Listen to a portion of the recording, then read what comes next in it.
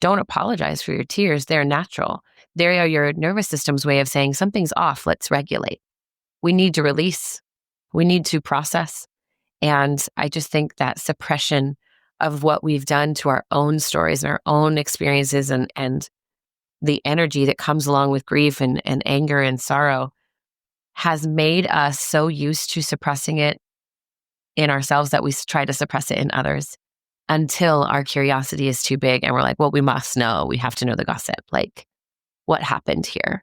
And it's just, that's why, summary of why this work is so important is it teaches us how to be humans with each other again and not frameworks of a human, not an idea of, not a chatbot of a grief support, something that just mimics what it knows, but actually is present and creates some true empathetic resonance with one another.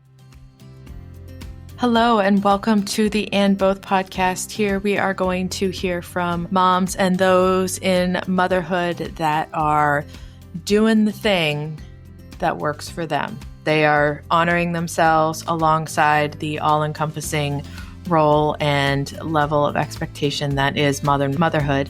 And we are going to hear from as many different people as possible in their own experience. So you can find people to relate to. You can hear stories that will make you laugh, make you cry, all of the above, and that we will come together as a community to support one another in a way that is holistic and honoring of the woman and the mother as a whole. Hello and welcome to another episode of the And Both podcast. I am here today with Mandy Capehart. Mandy, welcome. Hello, Ashley. Thank you for having me. We are both just discussing the end of school year onslaught events and things like that. So by the time this episode airs, we will be knee deep, elbow deep, whatever deep in summer and sunscreen and all of that. So yeah, here's hoping our future selves are tan and more relaxed than we are right now. They're going to be more chill, and they're going to also be more worried about fall impending and encroaching on all of our summer fun. So it's crazy. It's like we just get to summer just to turn around and be like, oh my gosh, we have to prepare for this, for back the to winter. School. Yeah. Yep. Okay. Oh my gosh. Well, I would love for you to let people know what you would like them to know about you. Thank you. Well, thank you for having me, Ashley. And so I'm Mandy Capehart. I'm a fellow podcaster of the Restorative Grief with Mandy Capehart podcast. And I'm a grief educator, somatic practitioner, and trauma-informed grief coach. So I work with people in group settings and one-on-one, helping them understand why grief has upset their apple cart and how they can regain autonomy.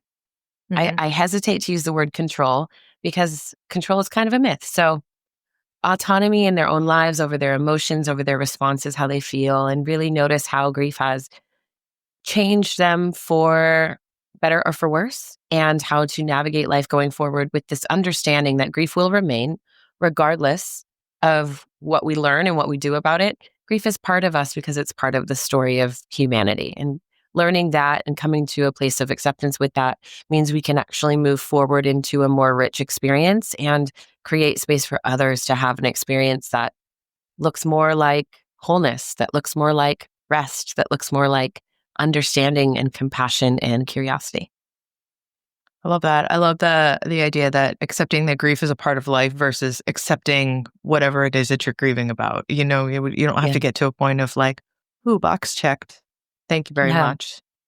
Absolutely. That idea that grief is something we can move on from or that we can check a box about is common. It's how we see it in media. It's how a lot of mental health people in their most sincere parts are presenting it because they don't understand differently and they don't have maybe that personal experience or just the education that goes along with it to say, hey, this is the other side of the coin of life.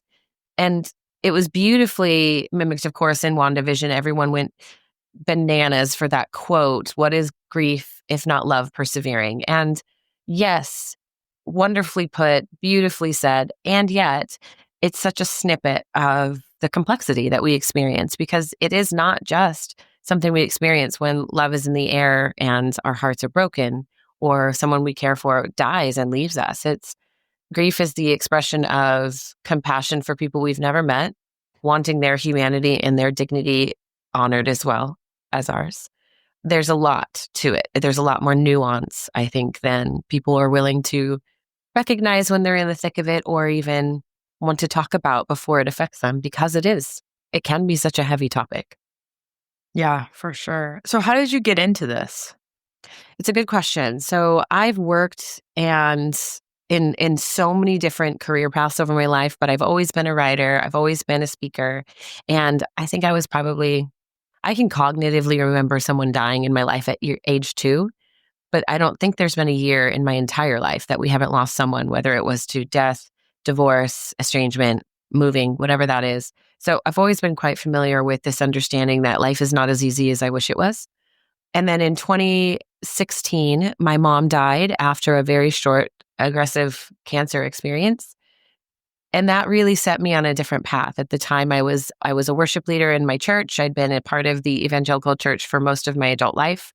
I was happy-ish in my role where I was working, but struggling and trying to find something that made more sense for me. So for the next 4 years, I spent hours and hours and hours transforming, like literally everything about my life that made sense kind of unwound and changed. And then 2020, of course, came and brought COVID to the US. And I started the year with both the COVID impact and the fear and the unknown of that, as well as with a miscarriage and with a former employer being very uncharitable toward me for all kinds of reasons. So I was already feeling pretty traumatized in my own right in 2020. And then in March, I ended up losing the job I was in at the time because I couldn't functionally do that work and homeschool my now kindergartner and be a human and figure out what does it look like to live in a world with a house full of chronic illness and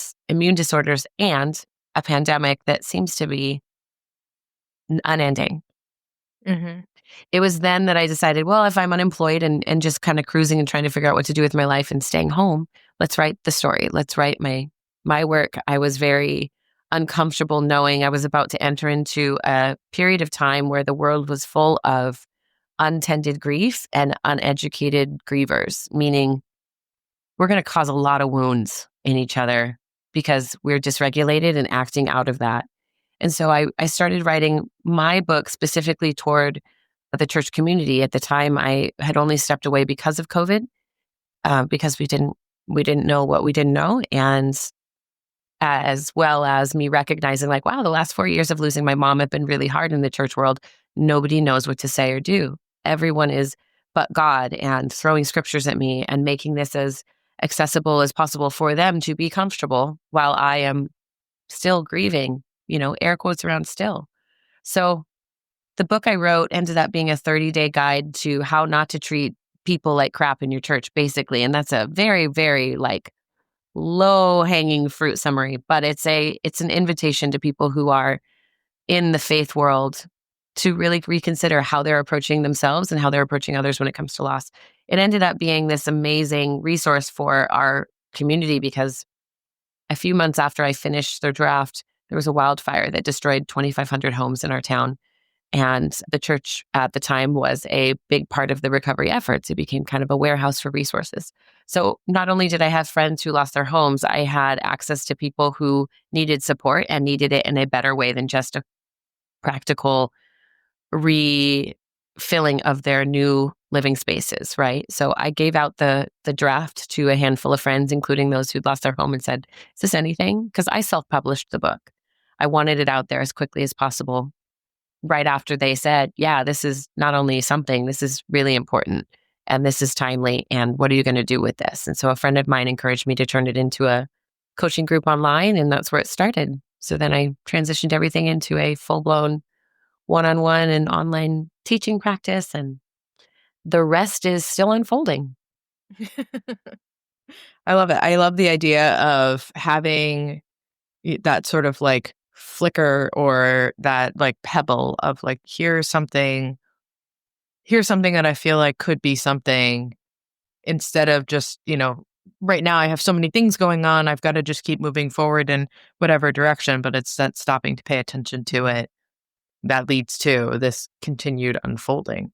Yeah. And that's been something even just last week or the week before, I was talking with my therapist about it. This unfolding is such a beautiful word because while this was the start of something wonderful, and it's the book I never wanted to write. I didn't want to lose my mom to cancer at 52. I didn't want to be a mom who now is raising her only child under age 2 without my mom to call upon. But the person I have become now is not because I lost my mom. It's not because this is the book I wrote. It's because I was willing to look at the dark corners of my life, the areas of shame, of guilt, of frustration, of dysregulation that I had been afraid to face, that I didn't feel equipped to face, or maybe that I just didn't feel safe enough to face. And in this work and through all of it, found my own sense of belonging and embodiment that has completely transformed the way I show up in my own grief work today. And so this book becoming more than just my way of doing things, my way of processing, right? It's written very much devotional style. One, because grief is very difficult to think about or to think through when you are actively grieving, because your brain goes into self-protection mode, right? It's reducing how many calories it uses. It's trying to understand as much as it can in as very little expense to itself as it can as possible. So it's very short. Every chapter is like a page and a half. But I also knew, hey, I'm writing this to the church world. Devotionals are their language. This is the easiest way to make it make sense and not make it so intimidating by having full chapters. And there are in the end of the book a couple of full chapters about helping people become stronger grief supporters without causing additional wounds. But I also love that it's written with a sense of you don't have to have an active faith practice of any kind to get through this work. You can skip over parts of it. You can appreciate, you can scribble through it, you can write through it, you can rip pages out. It's actually just as much as it is a guidebook, it is a workbook too. And so that unfolding part of it came from having this practice in the group setting where I could say, what part of this resonates with you? What part of this is really hard?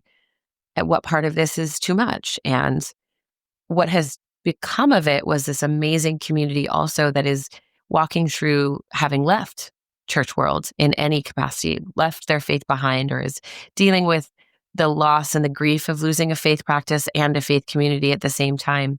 And so it became a really tender place for me to say, hey, this is my experience, but I'm also in a similar place as you are. So I wrote this when I was in the thick of it, and now I'm here. Let's explore what this can be together. It really has been an ongoing tool for healing for others, but for myself especially. Yeah, there's something about getting it down onto paper, right? Is that like, what are the things? And I think too, when people go through the experience of losing someone in that specific instance of grief, when you go through the process of losing someone, you're never confronted with the idea of like, I think when people, if you've not lost somebody before and you know someone who's lost someone, the default is to say, I'm so sorry for your loss. It's like we get into a script of those pieces. But then when you're the person that loses someone and people say that stuff to you, you're like, okay. It's like, Yeah.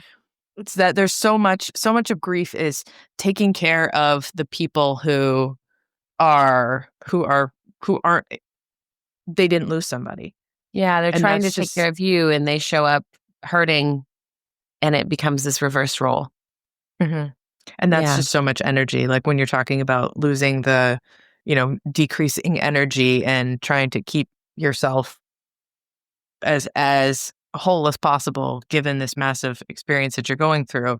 I think that that's a really interesting spot to be, because I think, when people don't know what to say, they default to the things.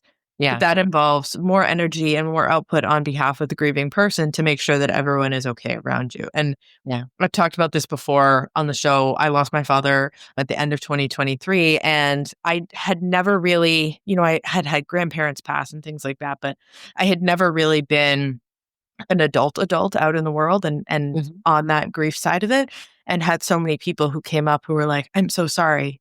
Can you tell me what happened? And I just got to a point where I was like, thanks. I'm done. Yeah. I have nothing to offer you, because there is that element of curiosity, or like they're wanting to make sense of your loss so that it makes sense for them. And it's just so much effort. Yeah. And you just don't have the energy for that.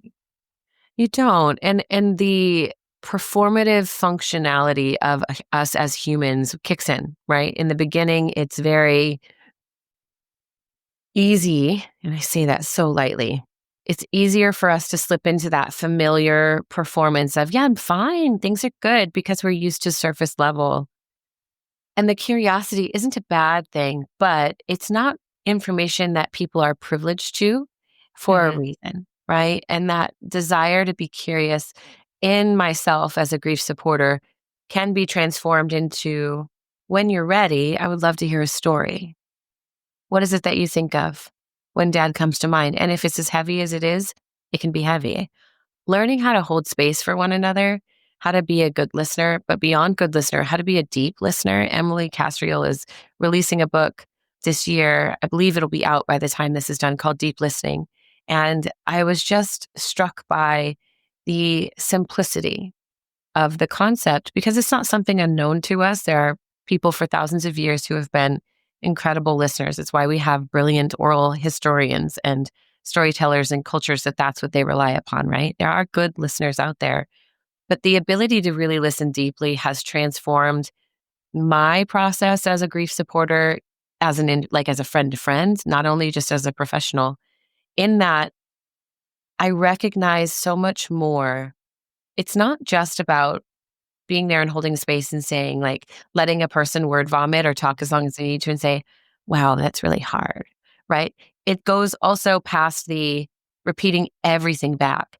It goes into this place where you are actively listening, working not to formulate a response, but recognizing the weight of what they're saying, repeating it back in kind of a way, but in a way that makes sense of your own thought process. So I have ADHD. My thought process is wild sometimes. And drawing the line between the dots of how I get to the conclusion, typically I can keep it in, but sometimes it happens verbally and it's confusing and a little distracting. I think the beauty of deep listening is it allows someone like me, who is thinking very complexly when I'm listening to someone's story, about all of the nuance and all of the positive things and all of the heavy, hard things in it, to be able to say, can I name some of the complexities I heard you say? Right? Because in a relationship, a conversation where things are fine, we're talking about soccer game, for example, I can reflect back like, oh my gosh, did you see that? Wow, I heard that part was really interesting to you. This is what caught my attention, right? It could be a little more surface. In these moments where there's grief involved, we need consent. We have to get consent to say, can we keep talking about this? It sounds like that would really benefit you. And if I'm mishearing you, just tell me, correct me. But that behavior, that nuance, that willingness to get consent, not to pry, right? We say not to pry, but, and invalidate our first half of our statement every single time. Not to pry, but I'd like to rip you wide open, please. It gives us recognition of like, we are owed nothing here. And if we want to be a grief supporter, our role is to come close and stay quiet, right? To sit at the feet of, to offer compassion to offer space. I will tell people often in my client sessions, because we are conditioned to apologize for crying because it makes us uncomfortable, right? Because a person is uncomfortable being perceived and crying in public. It's something I've had to train myself to be okay with. I will say, these sessions are for catharsis, they're for education, they're for support, they're for space, they're for compassion, they're for curiosity. If getting here and crying and being witnessed in your sorrow is what you need, I am happy to sit here for as long as you need and let that be the session. Don't apologize for your tears. They're natural. They are your nervous system's way of saying something's off. Let's regulate. We need to release. We need to process. And I just think that suppression of what we've done to our own stories and our own experiences and the energy that comes along with grief and anger and sorrow has made us so used to suppressing it in ourselves that we try to suppress it in others until our curiosity is too big and we're like, well, we must know. We have to know the gossip. Like, what happened here? And it's just, that's why, the summary of why this work is so important is it teaches us how to be humans with each other again, and not frameworks of a human, not an idea of, not a chatbot of a grief support, something that just mimics what it knows, but actually is present and creates some true empathetic resonance with one another. Yeah. And I think that's a really important point. The idea of learning how to people again with other people, because so much of our life is moves so quickly now. And especially, as moms, there's so much that has to get done. And so you end up having to separate out that opportunity for deep listening or things along those lines for efficiency. And when you start getting into the fast lane versus staying on the road uncomfortably traveled, then you're in a space where you're doing yourself a disservice as a friend. That other person, a disservice is happening because you may be the person that they want to connect with, and whether or not you are the right match for them, that's a give and take between two people. But having that opportunity, if someone says, "Hey, can I talk to you about this or whatever?" It's so. I think it's so hard, and we are so, like you're saying, we get so uncomfortable with that because grief takes time.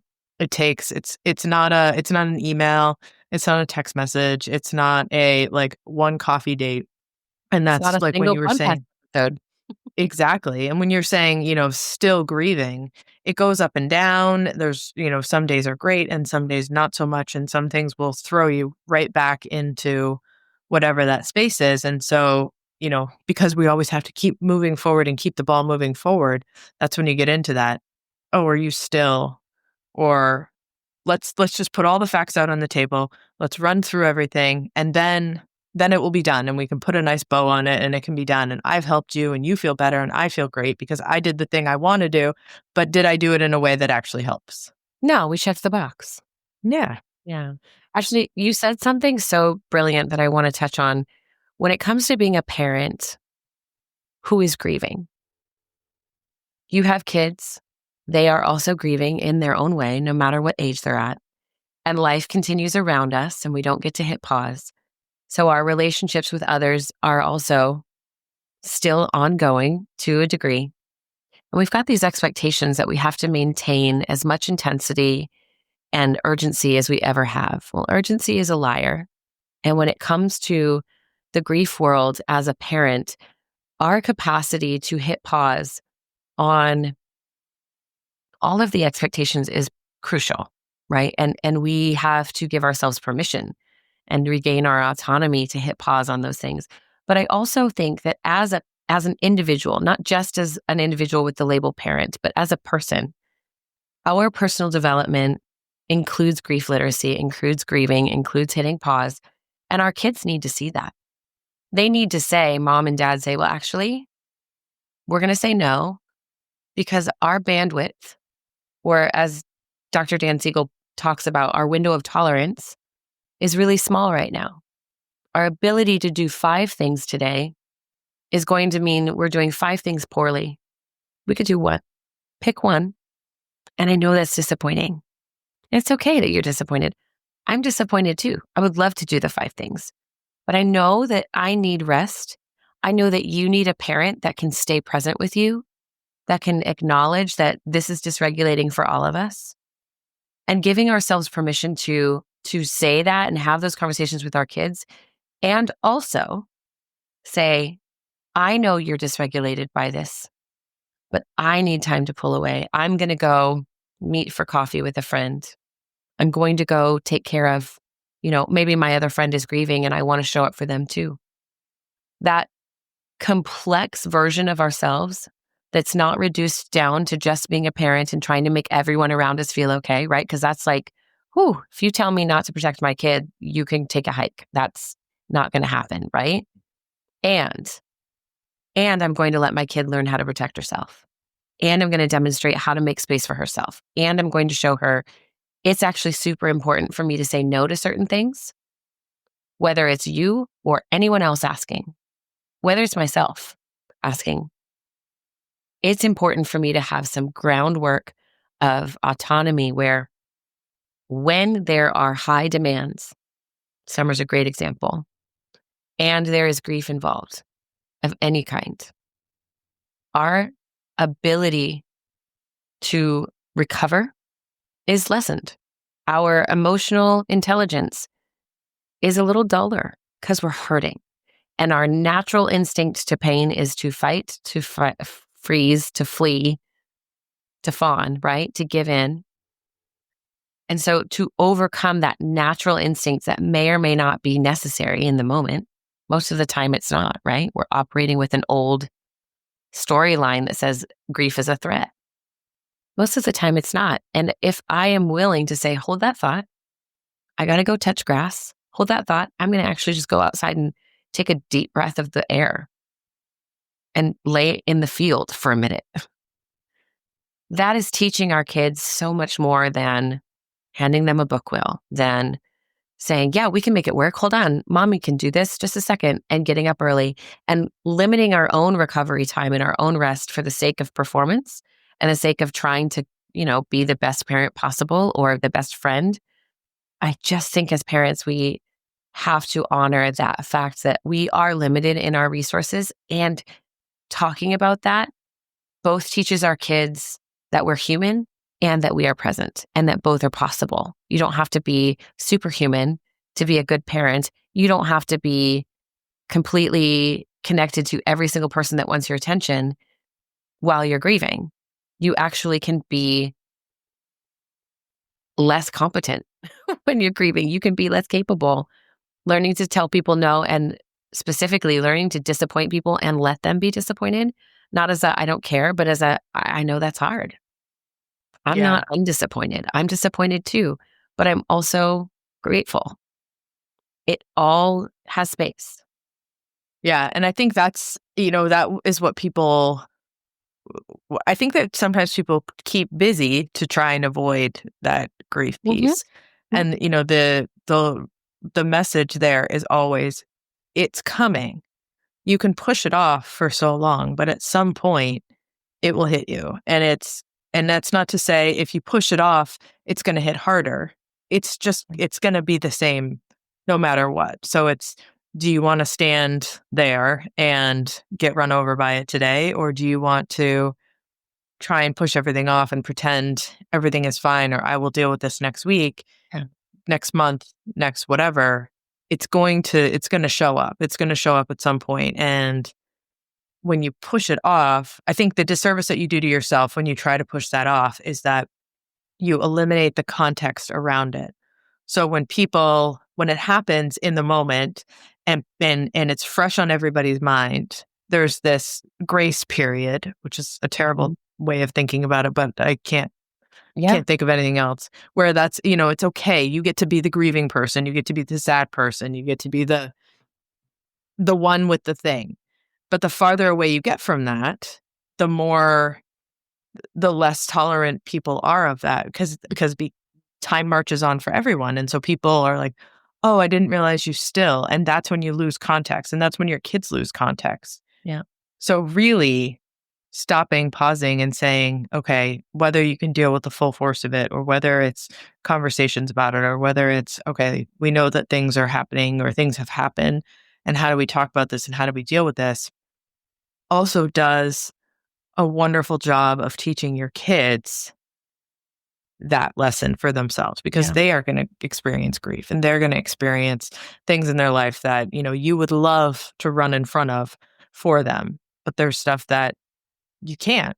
And so knowing that, how do we teach our kids how to do that? And that is by showing them that you are stopping, that you are taking the time, that you are saying no to things, that the plates that you spin now all had a 50-pound ball land on them, and they may have all crashed on the floor, and you've got to take time to glue some back together, figure out ones you don't need anymore, but give yourself I don't want to say reset, but I can't think of anything better than let's just put everything down and figure out where we need to apply energy. Yeah. I had a guest on here. She was on a couple seasons ago, and we talked about her sister passed away from cancer, and she had really little kids at the time. And it was that juggle between, her kids were too young to understand. One of her kids was too young to understand what was going on. And when her sister passed, she'd said, like her whole world fell apart. And her kids are like, but I'm hungry, and it's like, how do you bounce back and forth between I am the mom and I have to be in this position. These people do not wait for snacks. These people do not wait for to get picked up from school and all that stuff when you as a human just want to lay on the floor. Yeah. Yeah. My daughter's about to be 11, and I mentioned earlier I had a miscarriage in 2020. Prior to that, we had fertility issues and untold number of miscarriages. I think in those moments when you need to just lie on the floor, that's the acknowledgement where anybody who says, how can I help? What do you need? Comes in. I need you to prepare 2 weeks worth of ready to eat snacks for my children. I don't care if you go to Costco and they're packaged. I don't care if you come over daily to drop them off. You want to know what I need? I need something that's going to discomfort you. I need something that's going to be inconvenient for you. And that is a risky thing, right? That is when you find out who can roll and who can't. However, your children will see you willing to bring others in, you willing to be weak, they will see you willing to say the hard thing in a way that doesn't mean you are falling apart. It means you are vulnerable. And that is where strength comes in. We're not meant to be isolated, independent all the time, doing our own thing. We are meant to be collaborative in community and with a sense of safety and security and belonging with those people. And not only with those people, but within ourselves. And if we feel that our own sense of self has disappeared in grief, it's because it has. There's a before and after. When we go through a loss, no matter what that loss is, we are shifted. Something in us changes in response. Even if it's just at a nervous system level, because that source of attunement and of co-regulation that meant something is now absent and becomes somewhat imaginary when it comes to mind. We have to recall a lot of those things. It's why having a piece of their belongings can be so important, because it creates that resonance again. But I think with our little kids too, they will need information that is age appropriate. And that can be a really scary thing as a parent. So I mentioned my daughter the other day she's asked about siblings since she was little, right? She's an only child. She loves to tell me how she's the only person in her entire class who is an only child. And my response has always been, isn't that exciting? You know something they don't. You get to invite them over and there's no fighting for space, for toys, for snack. It's your attention. Tell them what it's like. I bet they wonder. And yes, just like you wonder what it's like to have a sibling. But recently she asked, Mom, I know you and Dad have said no, and there's reasons I can't understand that I don't have a sibling, but I really wish that I could. And of course, she's learning about all the things that you learn about at preteen age, and the reproductive system came up. And I said, well, honey, she mentioned the word miscarriage. And I said, well, are you in a place where you want to hear some hard information? And she said, yeah, I can handle it. So we had the whole conversation about you. I had a miscarriage when you were young. And she connected the dots. And I was able to sit with her and explain it's not something we can control. It's not something Mom and Dad ever wanted. We didn't want you to be an only child, but you are at the moment. And this is the story of our lives. We recognize who we are becoming, and we recognize, is there places in that identity that feel uncomfortable because it's not what we wanted? Well, how do we navigate that without crapping on ourselves, without shoulding on ourselves, without trying to control and fix everything? How do we tend to the inner parts of us that are really sad, that will probably be really sad about that thing for the end of eternity? That's not something I can fix, but I can make space for myself to not be perfect and to be okay being miserable or sad or heavy or avoidant, right? Avoidance is not a bad thing. It's a coping mechanism. It's when the coping mechanism fails to help you cope that it becomes problematic, right? When we realize, oh, I've avoided this for 10 years and now it's a festering wound and it's overtaking everything. maybe some grief literacy would help early on. That's part of why I love doing conversations like this. And I work so hard as an educator is because grief literacy to that degree is something we all need more of before the final moments of joy disappears because grief has entered our lives. I'm constantly impressed by how many people get to this age and they're like, I've never had to grieve anything. And I'm like, oh yeah, that's incredible.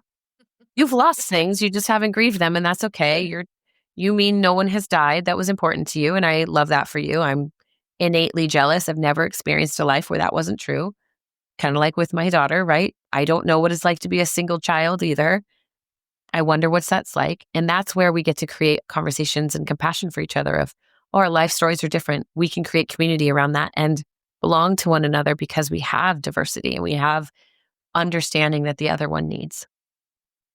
Yeah, it's also really important, the grief part that you're talking about and acknowledging that grief doesn't have to be loss of life Right. or inability for life to grow. And I think that sometimes we do a really good job of comparative grief. And Hmm. so I had this sad thing happen, but nobody died. Or I had this sad thing happen, but, I have other kids, whatever it is. And then you get into this space of like, do you check enough boxes in order to be allowed to be sad, in order to be allowed to like have an entry into this pathway? It's like grief is a secret garden that you're all trying to get the code on. And I think that again does a huge disservice to people because there's things that I've grieved in life that on the surface it's not to the same magnitude, but the process is the same, right? Like there was a college that I wanted to go to and I didn't get in, and that's there was a whole thing, but that was all relative to the age that I was. No, nobody died. Yes, I went to a school that was great, all of that. But in the moment, I remember opening the letter and being like, "Oh, wind knocked out of you. Wait a minute, everything that I thought that I had planned and was going to do now all gets changed." No, nobody died. But yes, I had to deal with something that I could not change the outcome of and figure out a new path forward. And it's all the same skills. It's just may not have that, razor sharp feel of a loss of life, but it's still the same, still learning how to cope with that. Actually, a dream died. A dream of going to that college, a dream of what your future looked like with that as the starting point. It's no longer accessible. And I think that that's often uncomfortable for people to say, right? I love this conversation because I always love to bring pet loss into it. People minimize pet loss like it's easy as breathing, when in reality, a pet is often the one source of unconditional love and attunement that a person has. It's an ever-present, no questions asked, easy care, feed me, play with me, pet me, right? Let me just be in your orbit. Pure affection. And a pet, people compare that to their spouse all the time and say, how dare you? How dare you be grieving that dog that you had for 15 years? My husband died in front of me. Oh, My husband died. Whatever it is, right? You have this hierarchy that is naturally there because we want our pain to be acknowledged and made as important to others as it feels to us. We are urgently trying to put it on other people and get them to say, yes, your bucket is the most full and overflowing with grief. The truth is, I can make a hierarchy of what feels like devastation in my own life, like in my inner world, right? I just had a plant die. I have a lot of houseplants. You can see a couple of them here, right? I have so many. And I looked at one and I'm like, this is the 7th version of that plant I have tried to keep alive. And that one I just can't do. Yes, I'm super sad. I love them. They're beautiful. They clean the air in my home. They are not as important to me as what just happened last week. I'm a soccer coach and some kids I wanted on my roster, it wasn't my final decision. I couldn't place them. And I sat with that knowledge, realizing this will break her heart. And I fielded the calls and I sat with her and I felt like I can't fix this unless I can. And maybe I can. I don't know. But at the moment, the grief is still very real. Even if I'm able to change a roster later, that grief she feels is important. It's acknowledgement. It's the death of a dream. It's the death of an idea for her and for me, right? There's so much more importance on that to me than a plant, but they're both a loss. And when I say that, even people listening are like, damn, that's trivial. What is this woman talking about? It is about what matters to that person, right? If going to a college, a very specific college, means something important to you, life-changing to you, then to say it's just a college, go to your safety school, right? How often do people hear that? It still matters. And if it matters, we have to let it matter. When someone tells us that doesn't matter, no, what they're saying is that does not matter to me. I can't hold space for you because I don't have the ability to enter into a state of compassion for you. The empathy just isn't available. And the thing that's wonderful about empathy is it's a skill we can develop, right? We don't just have to be sympathetic. Oh my gosh, that's really hard. Bye now. We're going to go get boba. You can join us if you want, but don't be sad because boba's a happy drink, unless you hate boba, which is. But point is, there's this energy that people are putting out. And as grievers, we get to receive that or we get to choose, no, thank you. You're just going to have to be a little more distant in this season of my life. And if you have a problem with that, gently ask, why aren't you calling me anymore? You've stopped answering my texts. Be honest. Yeah, well, when I didn't get this thing, this amazing job interview that I had my heart set on because I knew I had the vision of what it could do for my family and my career, and then it fell through. And you said, oh my gosh, it's no big deal. That really jarred me. And I don't expect you to understand that, but that's true.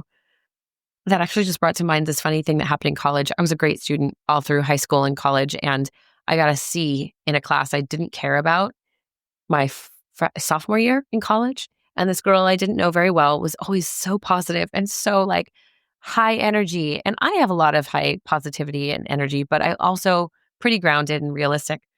And I was lamenting to my friends, and she walked over and she goes, oh, it's just a C. It's no big deal. It's just like an undergrad class. You're going to be fine. And in that moment, I remember thinking like, you are never going to be one of my people.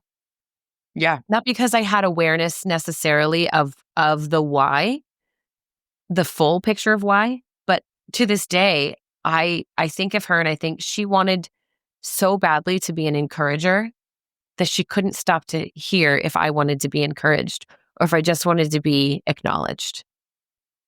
Those are the read the room people. Yeah. Yeah. Those are the ones you like walk over and you're like, what? What are we even talking about here? You know, be like, oh, no big deal. No problem. Did I tell you about the thing that I was doing? And you're like, I am 41. I'm like, I got to go. Yeah. I got to go over there. Yeah. And stare at the wall because that is the alternative I am seeking to this conversation. It's actually more pleasant. The corner of that wall looks really interesting and the shadows are fascinating. It's amazing how much more curious I am about that than you as a human being. I will tell you this. The wall's not judging me. No, the wall has no feedback other than stay as long as you need. I'm also 41 and I've been talking a lot with people about perimenopause and how it affects me as a professional, as a mom, as a human being. And the one thing I keep hearing, which I love, is our ability to care about things is so much lower. Our window of tolerance is naturally a little more closed. And I am okay with that. I thought, well, what do I do now that I'm not as like empathetic toward stuff like that? Like, oh, what you need right now is to be happy, joyful. That's great. There are so many people who'll be happy, joyful with you. I'm not one of them. I'm sobbing and there's snot streaming down my face, but you keep saying you don't need tissues. Okay. Again, this corner probably has a table with tissues nearby. I'm out. That willingness to like own the state, and this is true for grievers of any age, owning the state you're in and just understanding that there will be people who do not care. There will be people who cannot hold space for you. There will be people who are no longer wanting to be in your world at all because you're not the person they thought you were. Great. I'm not the person I thought I was either. I'm transforming. It's inevitable, and grief accelerates the process.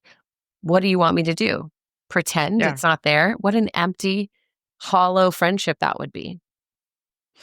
Yeah, I mean, you cannot hold water with a bucket with a hole in it. And that's what happens in those friendships is like someone hands you something and they're like, no, this is great. And you're like, but there's a hole in it. Like, my shoes are now wet. It's Thank fine. you so much. Thank you. I'm going to go. I think I do love, one of the things I started doing in the pandemic was reading more, not because I had time to read, but because I needed to do something other than see the news and hear about all the terrible things going on in the world. And I read a lot I live in the Northeast. I live like maybe an hour and a half away from Salem, Mass, where all the witch trials were. Mm-hmm. And so reading about that it was really interesting at that time. And especially now, like when people talk about, the invisible load of motherhood and women saying I've had enough and all of these things, not saying women have had enough and how it all comes out. And I looked at my husband one day and I was like, I would for sure be the first witch burned. And he's like, oh, without a doubt. Everyone, yes, you are among friends when you say that. Every single one of us at this point, I feel very strongly like, oh, it was being strong-willed. I mean, I was fascinated by those witch trials when I was young as well. So I read quite a bit, and I have said it far too many times, like, I wonder if I could have talked my way out of it because I know I'm probably smarter than most of the absolutely reductionist people. And then I remember, no, girl, you were part of evangelical Christianity. You understand the mindset that gets you stuck in black and white thinking. You would have burned quickly. You would have said, you know what? It's fine. We're not going to agree. Just take me out of the equation because I'm going to make your life a lot harder. Climb up here. Listen. I don't agree with you, but I get it. But also you're mad, but I get it. You can't help it. Double not that thing. I don't want to fall down halfway through. Please, let's just can we listen? I'll follow my own sword here. Yeah. Oh my God. But I think that it's now, I feel like now we're almost having like a 2025 Salem witch trial, right? It's like all of these women are saying all of this stuff is going on. We have gone through this pandemic. We continue to show up when we are burnt and things are not okay. And we say things are not okay. And now we're in this crazy world of like, no, everything's fine. And we're going to just take away rights and opportunity and health and like be happy about it and all this. And, you get to a space where you're watching the news or you see something online and I'm just like, this feels a little Salem-y to me. And it's like, how many times do we have to go over this before we realize, it's not going to work? Well, and that's part of why grief literacy and grief education is so necessary because you get to a place of black and white thinking, like I said, where you can understand the mentality. Part of my background is in anthropology and journalism, and the ability to read a group of people and comprehend, I disagree wholeheartedly, but I can see the steps of how they got here and I can understand the fear that keeps them motivated, right? If there's two motivations, core motivations, fear and love, what we do to control and limit others is coming from a place of fear of how they'll affect us, how they'll control us and limit us, how they will denigrate what we stand for and what matters to us. When you come from a position of love, and we're recording this at the beginning of Pride Month, you are willing to say, I am okay with you being who you are because you're not here trying to limit who I am. You're not here trying to control and denigrate who I am or how I move through the world. And I am not attempting to cause harm to anyone around me. It is something where we have to truly decide to be a community member and not a limiter of human existence, right? We have to recognize as people in our belief system and in our structures, does this make space for other people's humanity? Or do I believe that other people's humanity is far less important than those I value more, than those I choose, right? This conversation could go so many directions, but I will just say there's a professor in, I think it's Edinburgh, who just released a book called Grieving Democracy. And it's textbook, but it is about how grief needs to play into the way that we approach the democratic process, because the ability to have an emotional connection to democracy, our ability to trust that we can affect change has disappeared so rapidly over the last, 50, 70, 100 years that she recognized oh my gosh, but the way that we use grief education could actually apply here. It's something I've been thinking a lot about. So to find her work blew my mind and got me so excited because that means someone else is acknowledging it. Someone who lives in a not democracy is acknowledging, here's how you can find a way back toward one another in a collaborative sense without sacrificing who people are and denigrating who they are, without sacrificing their dignity and value as humans. And I think that that's crucial, right? That's what the Salem witch trials were. We're afraid that you're trying to harm us or take from us what we deem precious. So off with you. You're stepping out of line. Okay. Everybody is stepping out of line right now. You're not wrong to see the polarization. How do we hold space for ourselves to function at an individual level? Not really possible, no matter what we do. So then the alternatives are to engage. And I think doing that in a very small, careful way when you have never done it before is important. And, maybe it starts with grief education. Maybe it starts with, like you said, just reading a book about what it looked like in the history and understanding some more context, putting it back in context, putting people back in their context. How do people believe crazy, horrible things that cause great harm to others? Well, put them back in their context. What have they been shown? What have they been taught? They've been taught that others are bad, that othering is a safe way to survive in your own identity and that you don't have to change and transform. Well, in their context, they have a lot of compassion for that. And it's also that, when we talked about earlier, if you're a person that does not have empathy, then you cut off the opportunity for connection with people. Yeah. Because if someone says to you, this is the process I'm going through, this is what I'm grieving, and you say, that's not my problem. That's so much of what's happening right now. Yeah. And it's how do we get to some sort of space on both sides of the table or both sides of whatever meeting to say, okay, that's not something I care about, but I can understand that. And that is my fear, is that something that we're going to be able to come back together on? Yeah. Yeah. I wish I had a crystal ball to say, yeah, it's going to be fine. But the arc of history shows us that it's unpredictable. If I ever work out the crystal ball consistency of finding the right answers, I will call you first and say, yes, I've got it. Don't worry.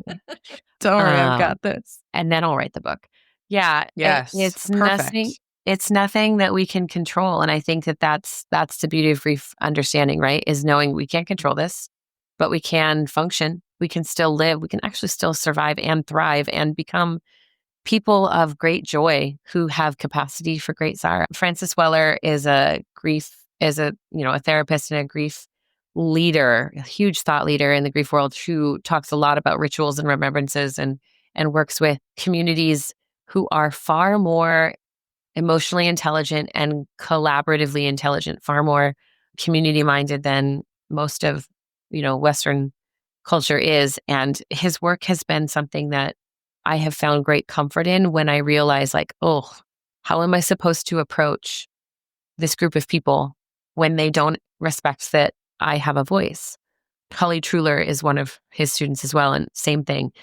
She has this ability to say, it's okay that they don't accept you as a voice. Still keep speaking, right? Still draw close. Keep your boundaries. Protect your autonomy, protect your health and yourself and your safety, but never pretend that, I guess I can't affect any change. How do you think any minds changed? Because people kept talking and writing and something clicked in them that said, I'm curious about that. Yeah. So we can't change everybody, but yeah, and the keeping going part, that's key, right? Because I think so much of what happens is people feel disenfranchised from the process. Yep. And so then you get into that space of shutting down and that to one end, that's what's wanted, but it's not what's going to help people move forward. Yeah. Well, and that's what we are. Disenfranchisement is constant for people, both as grievers and in all kinds of areas, right? They're told what they care about is not important. And so why bother grieving it? They're told what they want to see come into power is not necessary because it isn't perfect. So it's not worth fighting for. And that apathetic state, but also that fear of loss is exactly what that Grieving Democracy book is talking about, is how do we move away? It's different than apathy. It's different than just feeling disenfranchised. It's so much bigger because it's on a soul level of who we are as people. This heart, mind, body, spirit wholeness that we want to occupy in a healthy way has been separated and torn asunder and criticized over and over and over so many times. It's why Pride Month matters, because their human dignity matters, because who they are as people holistically matters and deserves to be cared for. Just like every single other person on this earth, regardless of what they believe, they have value as humans. And I think wondering about what to do leaves us feeling helpless. Choosing to engage in a tiny little act of self-compassion, of not knowing, admitting, okay, I don't know. And sometimes I don't know what I don't know. So that means I got to turn to someone who can present information in a way that feels approachable and palatable, or who appears to be open for questions like, I don't know what I'm talking about. I don't know why this hurts. That's literally why my work exists. It hurts because it matters. It matters because it changes who you are if it doesn't. And who you are is important. And who you are becoming is in there somewhere. Inside you, waiting to be invited to safety, invited into a state of trustworthy community where you can create belonging and explore, what is my beautiful, unique experience that I get to bring to the world around me? What is the thing I need to say that's going to impact and change someone else for the positive, to give them a state of compassion and regulation in their own lives? I mean, it's all interwoven, Ashley, and that's what's so important to understand. Is I love the title of your podcast, and both, because yes, it all belongs. There's space for all of it, comfortable or uncomfortable. And it's a matter of developing our own emotional intelligence to recognize, like, oh, this is important too. Okay, great. Even though it seems minuscule. And it's constantly evolving too. That's the other part, is that as you grow and as you learn and as things change for you, where the emphasis goes will adapt as well. Yeah. Well, I'd love for you to let people know where they can find you and get in touch for any resources or any time with you, because again, grief education, the more we know, the better off we're going to be now and in the future. So yeah, thank you for having me, and thank you for that, because grief education is such a difficult concept to help people understand the importance of. It's so crucial to us. So everything for me is under Mandy Capehart on all the social media platforms. It's at Mandy Capehart. And then my podcast is Restorative Grief with Mandy Capehart. So you can go to mandicapehart.com or restorativegrief.com, whichever you feel like going, because they end up in the same place. And you can reach out to me through the website, get information about coaching. My private online grief group is called Restorative Grief Project, and it's hosted for free on Facebook.